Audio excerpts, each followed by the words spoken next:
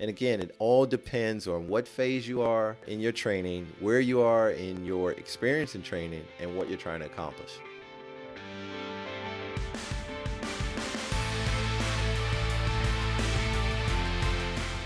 Hi guys, and welcome to the OLIF podcast, where we talk about everything about Olympic weightlifting. I'm Anton Jefferson. And I'm JP Nicoletta. And today we're going to continue, I think, or jump off from the conversation from our last episode, because, Anton, we talked about remote programming, and I don't know that we're done with that, but I realized that the opportunity exists for us to have a conversation about programming itself, the basis of it, the history of it, what people should know or understand and why. I mean, like, we've never had the actual conversation about what programming is. Yeah, I think we kind of ourselves put the cart before the horse, and we just jumped on online programming and coaching because it was what's relevant. And to understand something like that, where we are today, we need to go back and analyze our history. I hope everybody learned something, because I learned a lot, researching these terms, these people, these principles of a weightlifting program, if you will. Let's talk about terms. You like to use, or you like to summarize the three big words that come up the most, that being planning,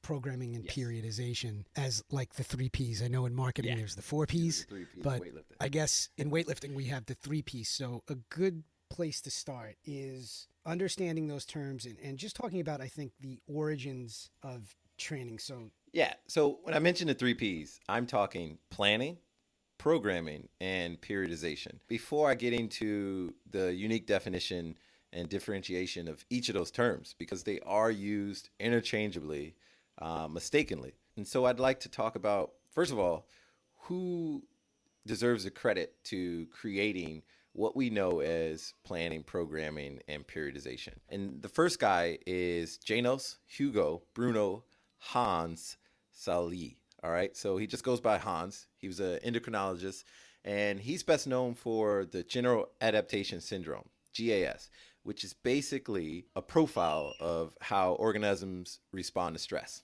So we have 3 types: alarm phase, resistance phase, and exhaustion phase. All right.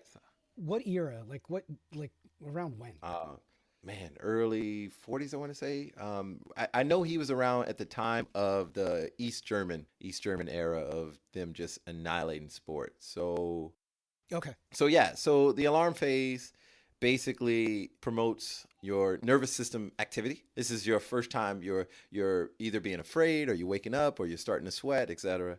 The resistance phase is your body understanding the threat and responding to, or creating, hormones and endorphins to fight back. So let's say when you jump in a pool and it's very cold, the first 30 seconds to a minute, and then your body temperature regulates. That's your body fighting back to resist. And then exhaustion, if we keep going with, the water example that I gave, would be, dying from hypothermia, your body not being able to fight it off, and the organism, you just basically fail to overcome the threat. And so we use those in weightlifting, and a Russian physiologist, Leo Matveyev, excuse my butchering of these guys' names, these Eastern European guys.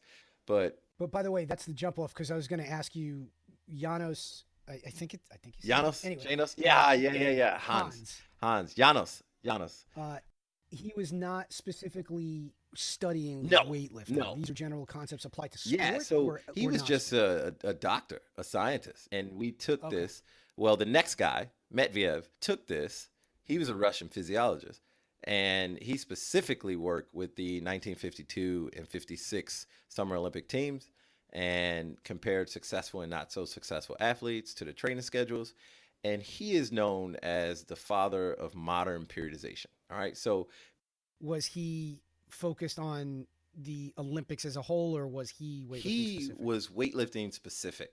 This guy was focused on specifically the Soviet athletes, and we used everything that he created to make most of the Soviet athletes across other sports, but specifically this guy talked about weightlifting, and a lot of his research has to do with resistance training. So we can assume safely, because he worked with those teams, that he was the weightlifting guy. And he was also a weightlifter. He wasn't a bad weightlifter. I think he had a 315 kilo total at 100 kilo body weight. Relift. Yeah, but at that time.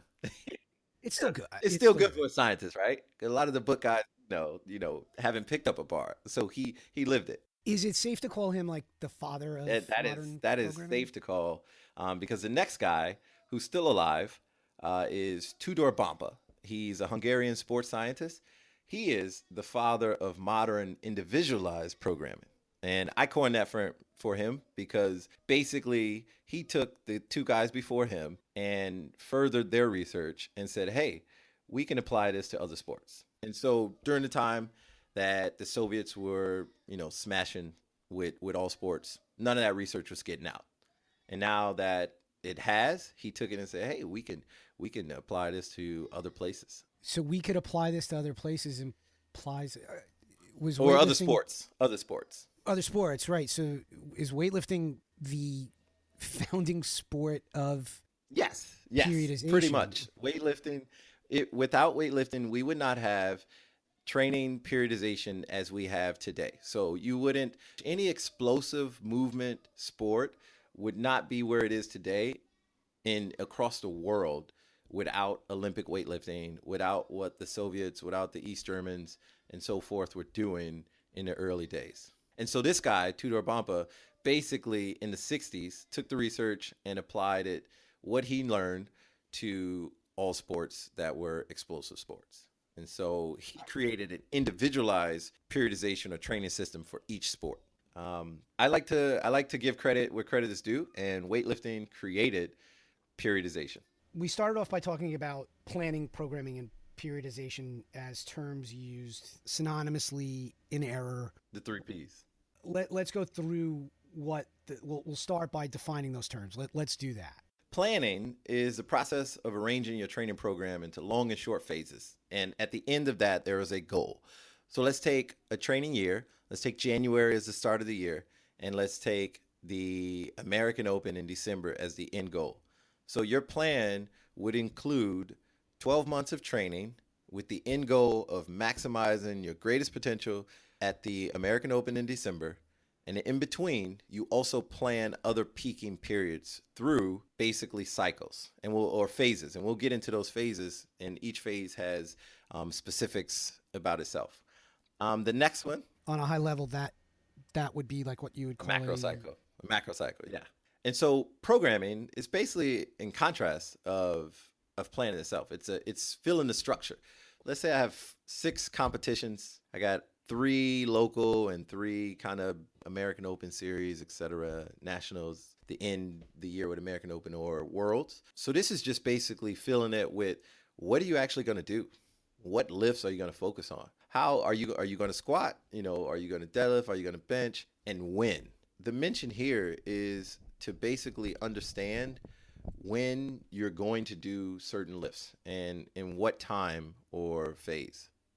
What's next? So basically after that, you have periodization, which incorporates planning and programming. And it's basically how you structure your entire plan. And I like to think of this as basically we're getting into the intensities and how often and how long these phases are going to be. And this plan changes over time. Think about the methods that you're using for periodization. Are you going to go linear, meaning that you're going to continue to increase the weight every week, every month or so, and not come down? Are you going to go a linear block, which is basically increasing the weight for a set amount of weeks, which is typically in 3 to 4 to maybe 5 weeks, depending on how advanced of an athlete you are. And then you have a deload period of 1 week or more.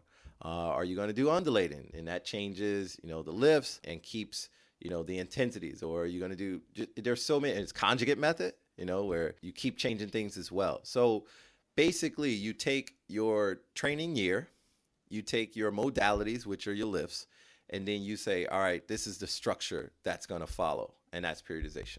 I hear that as outline what you're going to do and then fill in the blanks in chunks, right? I mean, that's basically what it comes down to. Let me take you on a tangent when you mention things like linear block, undulating, and throw in an opinion and just context a little bit. So here in the US, when we're teaching our courses, when we're doing the certification courses, we prescribe undulating, which is basically hitting or moving intensities up and down through the course of a phase. And I've always been taught and under the impression that linear programming is sort of a mythical, magical unicorn, right? Like, can you really plan? Linear is your Bulgarian program. Yeah, but can you really expect and plan to move forward in a straight line going up? I suppose you can write a blueprint for it, but... Yeah, that's a good question. I mean, I like to use linear block because I believe that you can continue to make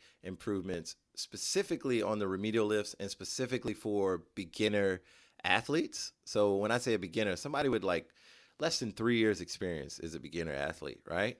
And if you haven't qualified for something or made a big total, it might be even, further. But I'm going to just say, generally speaking, about 3 years or less experience. That person can continue to make drastic improvements on their total because the total is probably very low to start. And so if we're going to add 5 pounds to the squat, 2.5 kilos every week. And then when we start to plateau, we're going to back off. I mean, technically that's still block. It's just a long block. But linear is definitely one of the most difficult ones that I think you either do in the beginning when the gains are easy, and then you come back to it in the end when things are set in. These phases of periodization that you're specifically talking about are weightlifting driven or program or help to develop a program.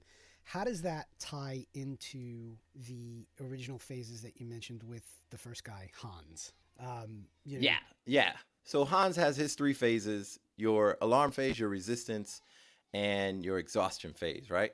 Well, the funny thing is that we have 3 phases in weightlifting that the next guy created, Matveyev, that basically complement those phases. So once you start something or you're in the alarm phase, that's your general preparation phase, the first basic phase of your weightlifting training.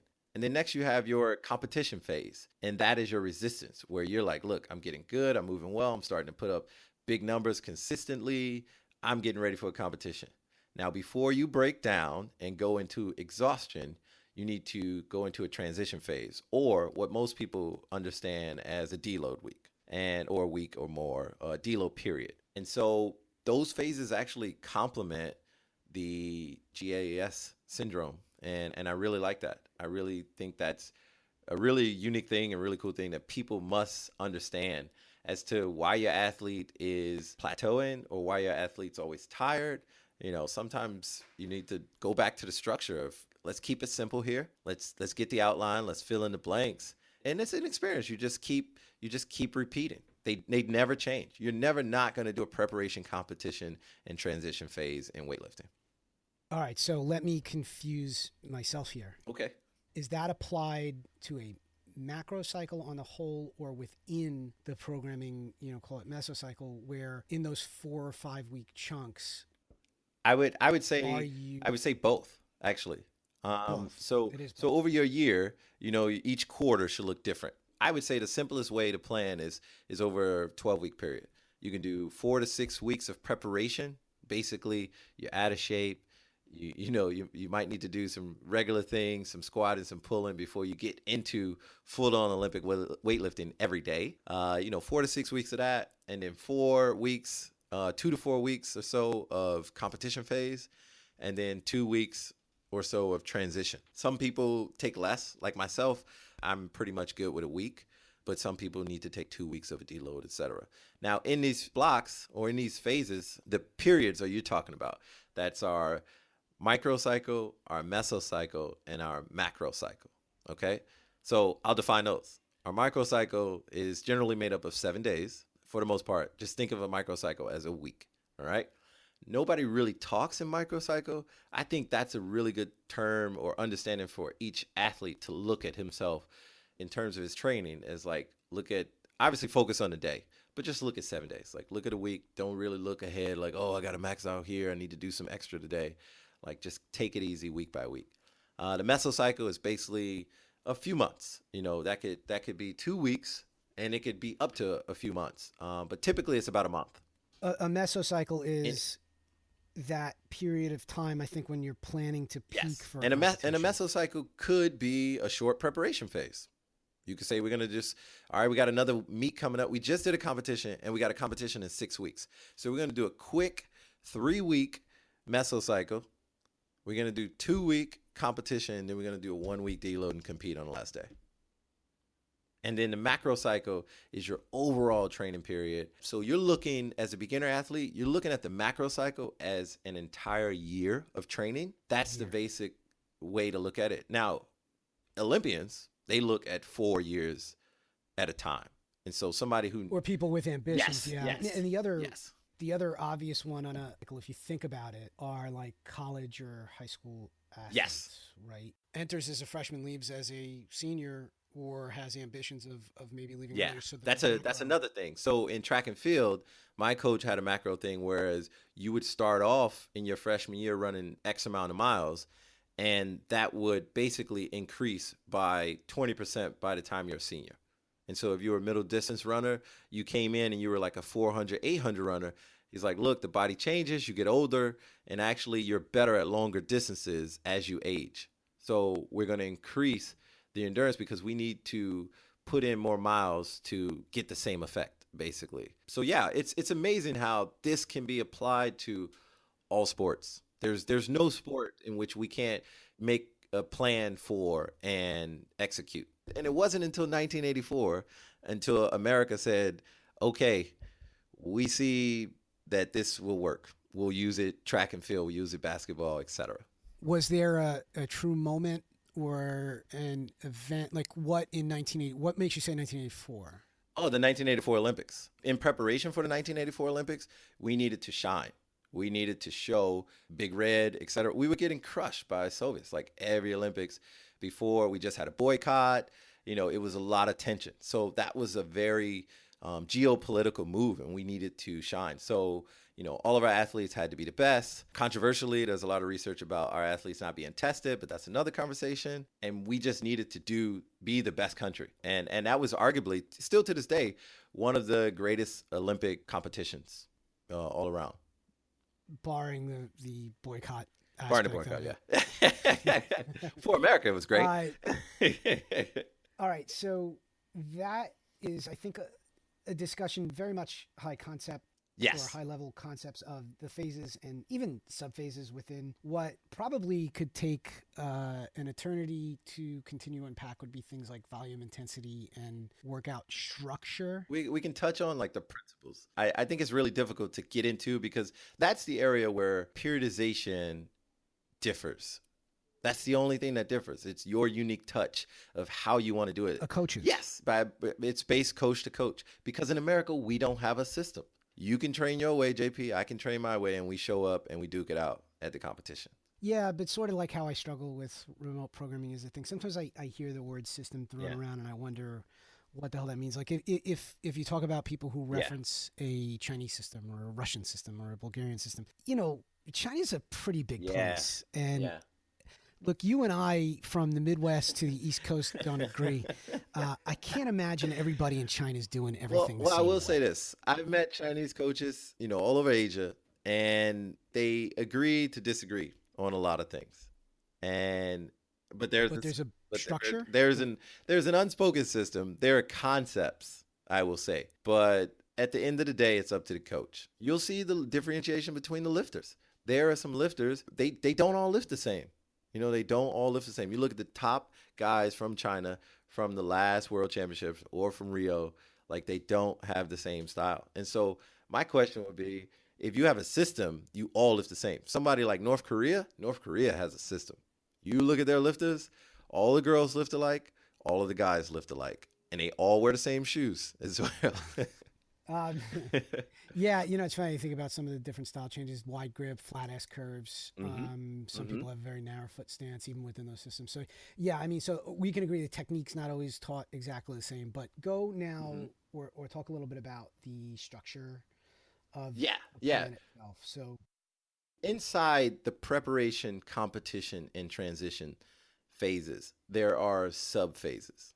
Okay, so inside of that would basically be when we talk about the full structure of you laying out your program, you're going to have sub phases. All right, so what are you going to do to prepare? Are you going to do some hypertrophy, which is, bodybuilding? You have somebody who's very skinny, they're lower in their weight class, and they need to gain mass and weight. You would probably have them doing more bodybuilding hypertrophy. You have somebody who's maybe overweight and could afford to lose. You might have them doing more of circuit training style, a little bit of cardio. Weightlifters do cardio. Research is, showed it, prescribed it. Not a lot of people necessarily like it. By cardio, what do you mean? Sets with 5 reps? Or a little bit of running in the morning after the workout, etc. I'm being a smartass. Some people have issues with having body weight issues, and then you can do anatomical adaptation, and that's basically again a preparation portion subphase where this person doesn't really have the coordination of movement, and they need to understand eccentric movements, contractions, understanding tempos of squats. And this is our beginner. You start your beginner off. Yeah, I mean, what you just did was a very nerdy, sciencey way of explaining what you need to teach technique. Yeah, basically. So, and then you have in your competition phase, you have pre-competition and competition. So basically, pre-competition is what it sounds like. We know we're about to get ready to peak. So that doesn't mean the first week it's like max out Monday. It's like, no, you build into so that your body can neurologically understand what a heavy lift feels like. And so you prime yourself. That's a phase generally that's defined. A sub-phase. In those phases, that's generally defined as doing lower intensity or moderate intensity, higher volume of repetition. Yes. Yeah. And I think that's one of the hardest phases, pre-competition. Because when you go to competition, it's just singles and doubles, and it's high and you're having fun and you get to see the fruit of your labor. In using those two examples, pre-comp and competition as phases, it's in that pre-competition or preparation phase where we're seeing more variation of movement in the programming, block work, things, stuff like that. Pre-competition is where you can get fancy, and this is where most coaches mistakenly jump to without the boring preparation phase, without the ingrained technique. Yes. So if you think of something like you would mesh maybe like a starting strength or a LSU program where it's just like squat, press, pull, 3 days a week, and then the other 3 days it's light technique, nothing above 75%. Like that would be a perfect preparation phase in my opinion for some general prep. And then when you get into the pre-comp, you can do the fun lifts after you've gotten in shape, after we're not injury prone and weak and we can't pick up a deadlift over our best clean. And so that's when you can get your clean front squat, power jerk. When you see, everybody knows that, I don't want to call it a bear complex, but whatever Klokov did, where he did the pull, he did the clean, he did the front squat, he did the push press, and then he did the split jerk. That would be, I know that he's in a pre-competition phase, right? And then when you're in the competition phase, it's basically snatch, clean, and jerk with squat. And then before you start to, when we start to see where our numbers are, we know where we are, what our potential is about 2 weeks before that transition phase. And then we deload and we say, hey, 1 to 2 weeks ago, this is the number we hit. This is what's realistic. Now that you're fresh, you should be able to repeat that and more in competition. So to continue the concept building, from high to middle to low, macro, what you just did there was more meso. And now if you're talking about the actual components or structure of a workout itself, I mean, we're not going to explain what to plug in necessarily, but I think you have your intensities, you got your volume, right? You have your movements and your exercise order. And that's something that's also debatable as well. And it depends. It always depends on the athlete, what the athlete needs. So average intensities are about the same across the board. So you need to come back to between 72 to 76% of your whole, whatever your mesocycle. So for that given month, you need to average, not on a weekly basis, but on a monthly basis, you need to average this. All right. And and some coaches are more structured than others in terms of even counting repetition, doing that average. Some coaches are very particular about it, and some coaches don't even understand that it exists. And they're like, wow, this athlete keeps getting injured. It's like, well, your average intensity is 88%, and the world-class best athletes aren't going past 76. So what are you doing? That could be a question. But talk about now the component of the workout itself. So, I mean, very simply the structure. The structure of your program. Every great weightlifting program you have, I would say, three things. You have your traditional lifts and your variations. You must snatch, clean, and jerk, or, power snatch, power clean, etc. You must squat, pull, and press. And the Strength movement. press, yes, and the press is something that gets ignored a lot because we have withered the press from actual competition. I honestly have a theory that weightlifters would look a lot different today if the press was still around, because those are some beefy dudes in that time, and they had upper body strength. We don't now. and then lastly, it needs to be cyclical in nature. So you basically repeat. So don't get upset with your coach if it seems like you're doing the same exact thing from last week after you're in your second week and he's just bumped up the intensity a little bit or bumped up the volume a little bit. Yeah, I mean that speaks to the simplicity or kind of the boring nature of a good program. But Yes. even they're finishing it out, the strength movement, and then I just want to make sure I've gone through the structure of a workout itself. So you warm up, you do your skill building movements, your lifts Mm-hmm. in whatever variation. Mm-hmm. You Put do those first. your strength work. You're squatting and you're pulling and press. Okay. The fourth part, I guess, would be any mobility Yeah, or anything cool extra that down, you if you want need, to call it that. Yeah, Okay. So that's the basic foundation of a that's workout. it. Warm up, hit your main lift, your technical lift, your strength lifts. If you got some, mobility stuff you need to work on, some meditation, I don't know, stretching, then go home. I'm an idiot weightlifter. Not an idiot weightlifter. I'll start that over. I'm a weightlifter, newish to the game, even with some Okay. experience.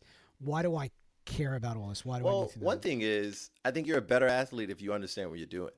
If you can wrap your mind around this preparation period is only 3 to 5 weeks, or this one I'm new, so it's only 3 weeks, and then in 2 weeks I get to go heavy, yay, and then I get a break, and then I get to repeat it. I can get through this workout. I can stay focused, and I don't have to get upset at my coach that I'm not PRing every day. I don't have to get anxiety and switch coaches and program hop, and I can make consistent improvements without the risk of injury or lowering the risk of injury. It's a proven plan. You go to any weightlifter on the planet who's really good. I mean, nothing really sets them apart other than the mindset. You look at the A session in any international meet, what is there like in some, without the supers, of course, but you go to like say the smaller lifters, sometimes there's a spread of like 5 kilos from first to seventh. Like there's these guys are all good. It's tight. Yeah, but I Uh, mean, they're all good. But I think what you're getting at there is that even though they're all good and even though they're all packed together, they are Yeah, certainly I not mean all doing the same they're thing. not necessarily all doing it the same exact things, but the structure doesn't really change. Way. The structure doesn't really Right. change. And so the last elements I would say, and I say these are elements because these are the things that will vary a lot. And so the other ones were basically your principles, and these are our elements. The first one is the frequency. That's your training sessions per week. Some people can do 2 a days after a certain level. I don't suggest any beginner do 2 a days, but if you have to, maybe for work or something, you're cutting it in half. One training session, you're cutting it into two. Cut it in half. Yeah, and that's what people see. Some people think like 2 a days means like I'm doing two full 2.5 hour workouts. Like intensity varies. You're gonna have a coach that's like, look, I run block periodization. We go up 3 weeks, or we go up 4 weeks if you're intermediate, or we go up 5 weeks if you're advanced, and then we come down 1 to 2. And so that's basically the differences there. We have movement and exercise types, and also names. Sometimes we like in weightlifting to brand movements that are basically, all the same. And my favorite, well, I will say my favorite branded movement is a Clark. But that's not something I suggest to people. But the movements change. Your coach may be a very minimalist, like my coach was. It was snatch, clean and jerk, power snatch, power clean, power jerk. Jerk in front, jerk in back, front squat, back squat, pull. Like that was pretty much it. So you had 10 Yeah, basic that's movements that you were all we doing. did on in it, and it rotated through day to day. And so your coach might be a coach who likes to break things down with very small moves, have a lot of exercises, a list of 100 that you could pull from at any given Sunday. Or you might have a coach who likes to change positions. So I know a lot of coaches who like to do things. All right, we start from power position, we work our way to the floor, we get more proficient as we go along. And then blocks and racks. Some coaches don't like going from the blocks. Some coaches don't like going from the racks, or they do or they don't. And again, it all depends on what phase you are in your training, where you are in your experience in training, and what you're trying to accomplish. Yeah, I think that there's a lot there, particularly in what you just said with the movements and what coaches like to do for whatever reasons they like to do them. Yes, I yes. certainly have my opinions on it, and I think that that's something that would be a logical follow-up at a later date. Yeah. You know, I think that right now what we've done here is built the structure, gone through the explanation, even the history of where all this stuff comes from. Any resources, just to wrap it out or to close it out, any resources or books in particular that you would throw out as a suggested starting point for people if they wanted to learn more about this? There are a ton of books. The first one that comes to mind, the most easy to digest book on programming is Bob Takano's book, I would say. Carl Miller has a book as well. It's a bit dated compared to Takano's work, but it's still a fantastic resource. Also, I would, if you're just a sport athlete and you like weightlifting, Explosive Lifting for Sports is a good book. Greg Everett, has a great book. Tudor Bompa book on programming. His book is literally called Planning, Programming, and Periodization. I think it's for sport. And yeah, so I read and reference these books all the time. I could keep going on, but start there. I would say start with those. And those are fantastic resources where I use to pull information for this episode. All right. I think that is a good place to stop. This was really helpful. I enjoyed going through this, and this is, I hope, establishing or scratching our nerdy weightlifter itch. Yeah, definitely so. And I look forward to our next one, man. And I really enjoy, researching and refreshing myself and unpacking this information. So I hope somebody learned something today. All right, we'll be back with more episodes in the future, and thanks for tuning in as always.